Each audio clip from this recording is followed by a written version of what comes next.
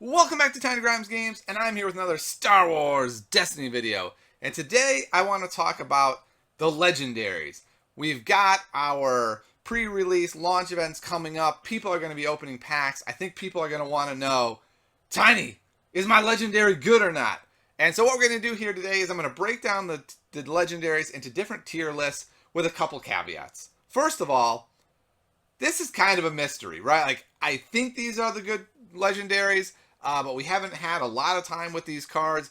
They could change quite a bit. I think a lot of these are pretty much set in where they are, but a lot of them could change. So if I am grossly wrong on a card, my sincere apologies, but I think this is a pretty good start to where these cards are going to be.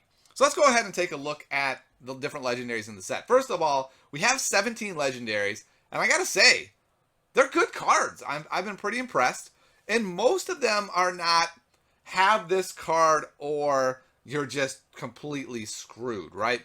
Most of them are good supplements to decks. A lot of them are really expensive cards that are sort of the top end of the curve. So you can easily play some sort of aggro deck without them. A lot of them are build around cards, like Poe Dameron is definitely a build around, where if you don't have him, it's fine. You just don't build a Poe deck. So I've been pretty impressed with the Legendaries. They all seem pretty strong. I don't think there are too many Legendaries where you're going to open them and throw your hands in the air and go, oh my goodness, $3 down the drain. I can't believe I got this worthless garbage Legendary. Most of them are pretty good. But let's go ahead and talk about them in a tier list, and we'll take a look at which ones I think fit where. All right, so in the top tier, we have characters. I mean, these are all three really great characters. What's cool is they're all important characters in the Star Wars universe. Darth Vader, my favorite character in any game in the Star Wars universe. And guess what, guys? He is awesome. So what's really cool about him is, first of all, he's got the most health in the game. He's hard to kill. He's going to hang around on the board for quite some time. His dice, very good.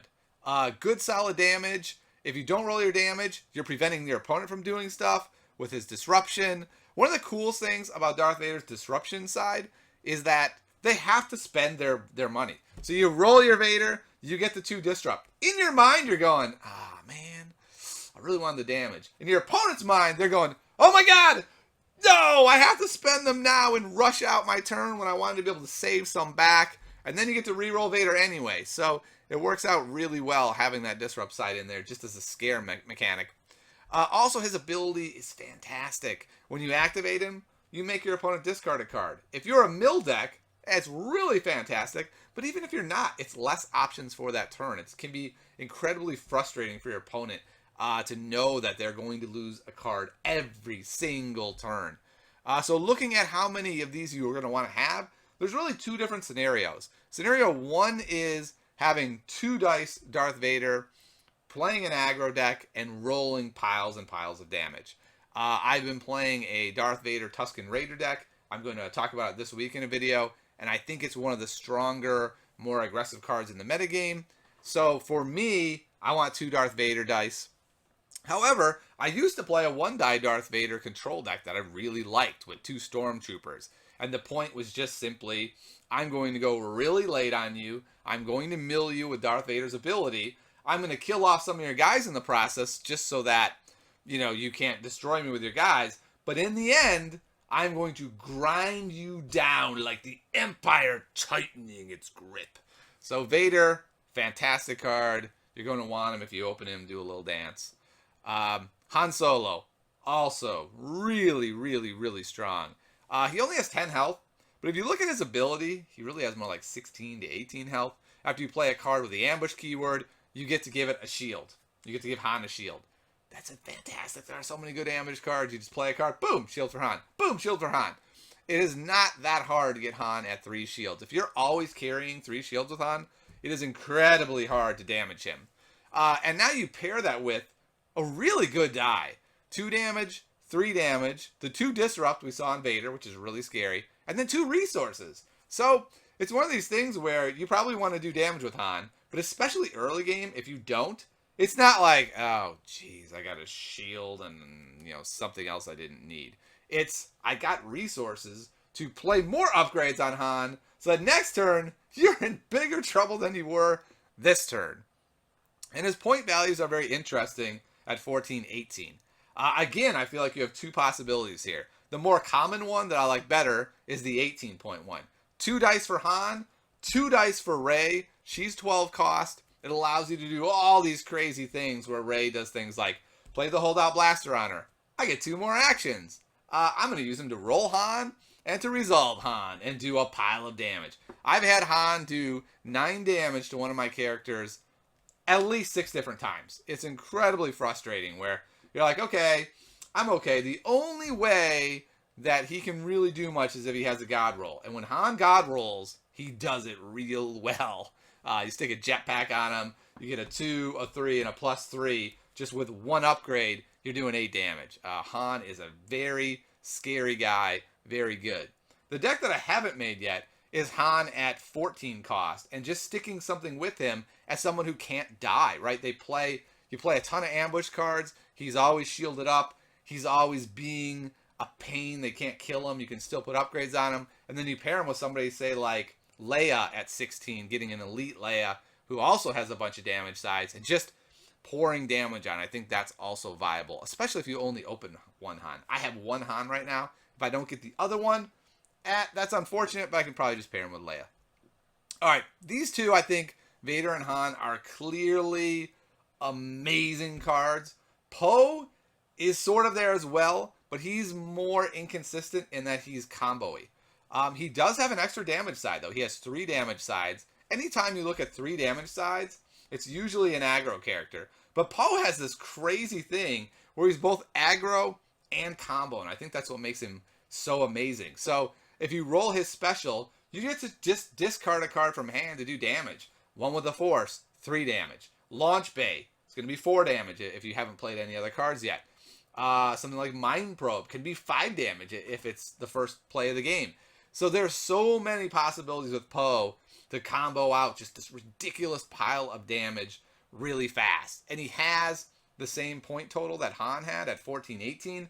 So again, you can pair him with Rey for 12 to make 30 and do the same kind of things where you can do a blaster on Rey and then be able to resolve the special before they can do anything about it. You can play something like Hit and Run and be able to resolve Poe's special before they can do anything about it. What makes Poe so crazy is there's all these cards that let you roll him and resolve his special before they can do anything. And you know what makes somebody really mad? Is when you go first and you just do 5 damage off of his special. They just look at you like, this, what? That's not fair. Like, how is that fair in any way? And you know what? It's not. That's Poe Dameron. He's got 12 health also, so he's hard to kill. He's a really, really strong character. I've seen some people play him at 14. Personally, I don't like the 1-die Poe. I feel like you get 2 dice of him, or you just put him aside for now. Because if you're going to build a deck around him and put in all these super expensive vehicles and upgrades that you're going to toss away for Poe, if you only have 1 die, I don't know. Maybe somebody can make that work. So far, I've been unimpressed with 1 die. I think you want 2. So open both of them Poes and be a happy person. All right, the next tier for me is Captain Phasma and 1 with the Force. Let's start with Captain Phasma. Captain Phasma for me is a great 1-die legendary. I don't think you need 2 of her because the main reason you're playing her, in my opinion, is her ability. Your non-unique characters have the Guardian keyword. So if you do a 1-die Phasma at 12, you can compare her with any of the non-uniques. You can do 2 9 costs, 2 8 costs. Neither are a problem. Another deck that I've liked is Dooku at 11 for 23. Plus a Stormtrooper takes you to 30. Basically, Phasma gives you a bunch of health, a really great ability. She can mill a bit with her 1 discard. She's got the focus to do stuff. She's got damage. She's just a solid build-around card. She's not super flashy, but she's very solid. 1 with the Force is a card that you definitely going to want 1 of. You might want 2 of as well, depending on your deck. If you're going with Poe, having 2 would be great. But what you're going to find is a lot of the point totals, and we already talked about this with Han and Poe, are ripe for Rey to go along with them. And so what happens is you can end up putting 1 with the Force on Rey as she's about to die, and then it just becomes this crazy support. It's really strong with Poe. He just discards it. You do 3 damage. If you roll these focus sides, 3 is a lot. Let's say you're playing your Han Rey deck and you have this on Rey and you roll Han, it's 3 blanks and you're like, that stinks. You roll one with a Force, 3 focus. Well, guess what that means? You get to turn Han to like 9 damage and your opponent's just looking at you. Go, I'll do one with a Force and twist Han's dice a little bit. They look at the board and go, yeah, so I'm supposed to mitigate 3 different dice, 9 damage. That's nearly impossible. That can just be a massive blowout. The card is really, really good. Although it seems like it's crazy expensive at 4, you can always overwrite something. One of the main plays you're going to be doing whenever you're running Rey is playing the 2-cost Holdout Blaster. And so for only 2 more, you just overwrite it. And you're often playing the Starship Graveyard wanting to cycle the Holdout Blaster anyway. So it just works so good in a Rey deck. I mean, for me, I want 2 of it. It's a great card. And I think it solidly belongs really high on this tier list. All right, tier 3 is a really interesting spot. And kind of a sad one. Luke Skywalker is awesome, right? We can all agree. Everyone loves Luke Skywalker. But Luke Skywalker is incredibly expensive. So he's just like Vader, only he has 1 less health, and his ability isn't that great. Like, what it feels like to me is Luke is a serious aggro card, right? You get to activate him, draw another card, which you can use to do aggressive things like re-roll him or play out an aggressive event. The problem is he only has 2 damage sides. The really aggressive characters have 3. General Grievous has 3. Poe has 3. Jango has 3. A super aggro card with only 2 damage sides is just not consistent enough. So for myself, I have not been able to find a Luke deck that I'm really excited about. If you play the Elite Luke at 20, you're looking at 1 non-unique, a non-elite Rey. Like, these are just not that overwhelming. I'm really hoping he moves up as someone finds some really cool deck with Luke, but right now, he just looks too overcosted to have a high impact. Force Choke is a very, very good card. If you open Force Choke, you'll be happy. It just has really good dice. It has, a Disrupt for 2, which is great, scary. You can middle a card out of their hand. Has a resource. Its special is phenomenal. Spinning a die to a blank and then dealing an unblockable damage to that dude with all his shields. And it only costs 2. And it goes great with the Sith Holocron. So you might be thinking, well, Tiny, you said all these great things about it. Why not bump it up? And it easily could. The thing for me, though, is Force Choke isn't a card where if it's missing from your deck, you're going to be like, no, this deck doesn't even function anymore. It's just a very solid card that I put in basically every blue villain deck I run. But it's not a card where I'm thinking like this is the backbone of the deck. Now in a mill deck, I think it would be really important. But generally speaking, it's just a real good solid card. You're going to want 2 of them eventually. When you first open your packs, though, don't be devastated if you only get 1. Even if you get none, it's not the end of the world. Let's move on to Jabba. Jabba is, to me, the most difficult one. He was pretty recently spoiled, so I haven't had a chance to really put him through the gamut. His numbers are interesting. At 11 points and 14 points, you have a ton of options. You could run a 2-dice Jabba with a 1-die Vader, which is really interesting. At 11, you have endless options. You could even do something like 11 for Jabba, 11 for Dooku, and an 8-cost non-unique, or even an 8-cost Bala-Tik, and just do some really interesting, lots of health, cool stuff. His dice are really nice. I like them a lot. Focus is, I think, really underappreciated. Focus is terrifying. Yes, it really gets punished by mitigation. If your opponent has a resource and has some cards, then yeah, it's a scary side. It's like, okay, I'll take a whole turn and a die to change this other die to something else, and then they just take care of that die. So you basically 2 for 1 to yourself, both in actions and dice, and that's devastating. But overall, it can be really strong. And then the 2 discard, I mean, that's the best on any character we have is 2 discard. So Jabba could very well be the backbone of some sort of mill deck. And his ability is really cool. When you activate him, you can re-roll a yellow die. So it doesn't have to be Jabba's die. You do your Django trick. It doesn't work. You roll poorly. So then you take your turn, you roll Jabba, and you get to re-roll one of those Django dice that didn't roll well. And then now they have to take a turn and an action or a card to mitigate Django's dice, and you can just kind of get the ball rolling. So I'm thinking you're going to want 2 Jabba dice. I mean, they're so cheap. You could do an elite Django Fett and an elite Jabba. Like, he's strong. He could very easily move up a tier. To me, he's a real wild card. I don't really know where to put him. I've used him with some success on a very limited basis. Another card that's interesting is Launch Bay. The next tier down is basically the rest of the legendaries, and they're just expensive cards that fill a role that you don't necessarily have to have that specific card, and Launch Bay fits in that category really well. But Launch Bay's nuts. Look at this. X, 2 range sides, a mill side, shields, that's nice. Late game disrupt when they're saving up for a Crime Lord or something. It's just crazy. If you roll this die first, right, and you have 5 cards in hand, all of the sides are terrifying. Yes, there's a very good chance your opponent responds and takes care of that die. But they had to take whatever their mitigation was that turn. They have to use it on Launch Bay or they're going to die. So whenever you're able to do something like, cheat it out or play it late game where you have plenty of resources in sort of like a resource deck, it can be good.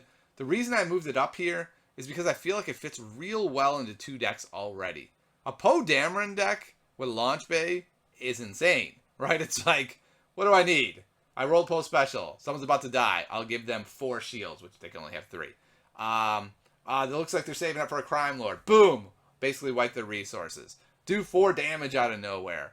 4 cards out of their hand. Even if you're not playing a mill deck, removing your opponent's whole hand can be insane. Especially if you wait on it, right? You let them roll some dice, bad roll. They roll some more dice, bad roll. They played an upgrade. They only have 4 cards. Clearly, they're going to need to re-roll. And you just, boom, eliminate their whole hand. No re-rolls. Their turn's basically over, and they have, 7 dice on the board. It can be just a really strong card. And I think it's also going to be a major piece in mill decks.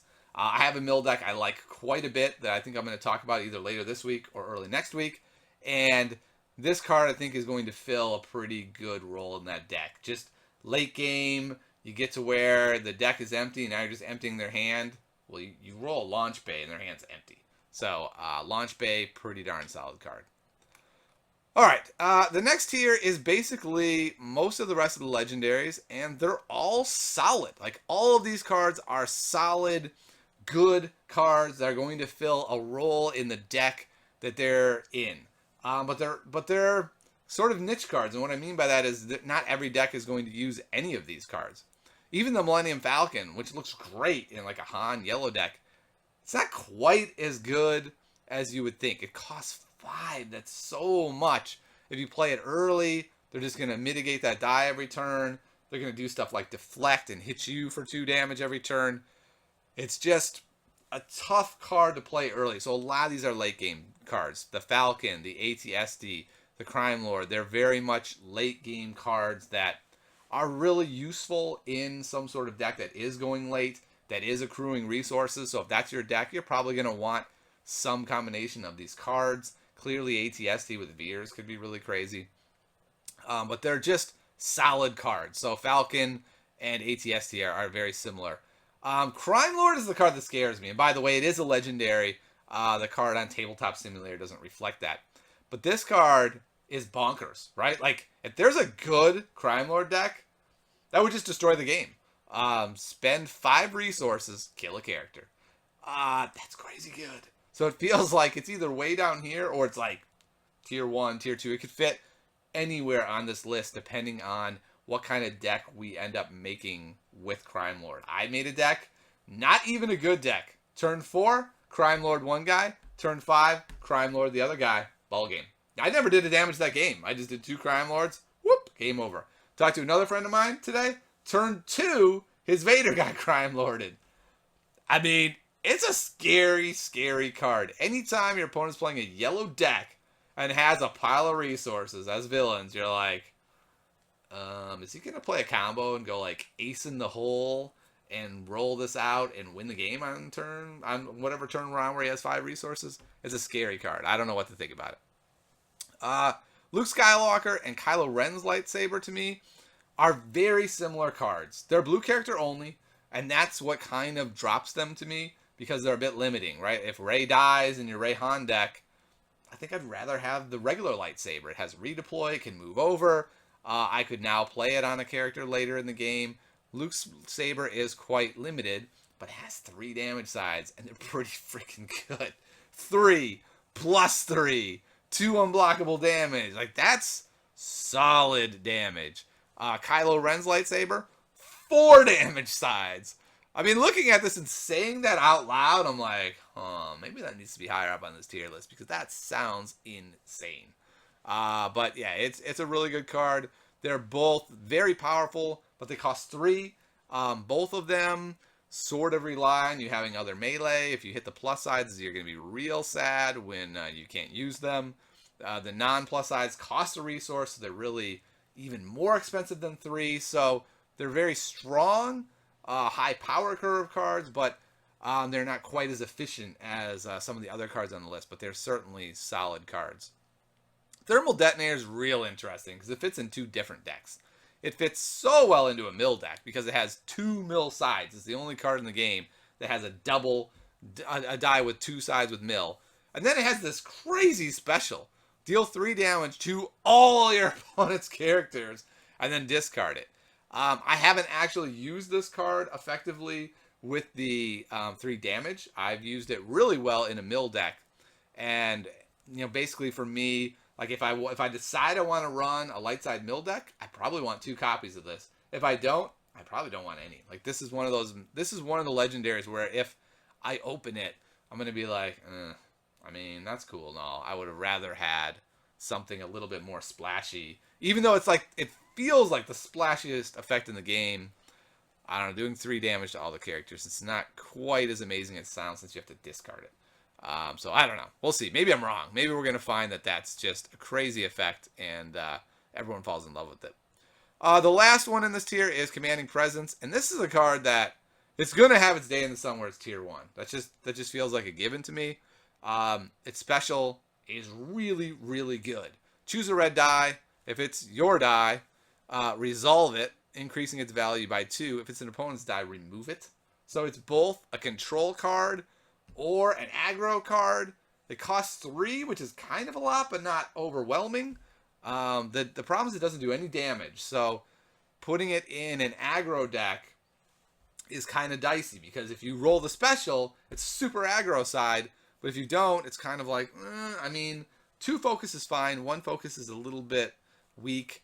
I just haven't found a deck I want to put it in. It's mainly because it's red character only, 3 costs. If it didn't say red character only, this would go in a lot of decks. Dooku would love to have this on him. 13 health Vader getting shields would love to have this on him.